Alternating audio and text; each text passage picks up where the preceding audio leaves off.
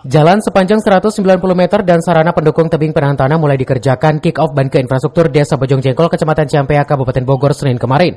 Kepala Desa Bojong Jengkol dalam monitoring pengerjaan jalan tersebut.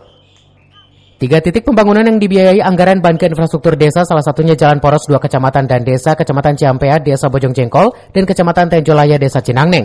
Tentunya di Kampung Sukabeta, RW 9, jalan tersebut direalisasikan. Guna lancarnya pembangunan tersebut, 6 warga sekitar menghibahkan tanah untuk kepentingan masyarakat maupun pengguna jalan dari Bojong Jengkol ke Tenjolaya maupun sebaliknya. Untuk pelaksanaan program infrastruktur bantuan keuangan infrastruktur desa yang disebut sama SADE, hari ini BKD ya.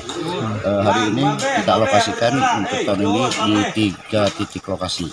Yaitu lokasi pertama yaitu di kantor desa, itu sudah 25% kita alokasikan di kantor desa. Alhamdulillah nanti kita akan buat aula desa. Di atas kedua di TPT di RW 06. TPT di RW 80 meter di sana dengan alokasi anggaran 220 juta. Terus ditambah di sini.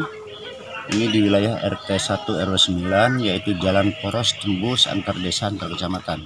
Ya sangat penting banget lah buat kemajuan masyarakat aja nanti masa depannya gitu kan, buat ya yang usaha apa jalan karena enak kalau jalan sama ya ada orang sakit apa kan nggak pengen gotong-gotongan gitu aja, pokoknya pengennya utamanya supaya kemajuan ke depannya aja gitu. Pak, kalau tanah Bapak berapa meter yang dibahkan? Ya kurang tahu sih, saya nggak dihitung. Intinya untuk kepentingan masyarakat ya Pak. Intinya kepentingan masyarakatnya supaya ada kemajuan gitu aja.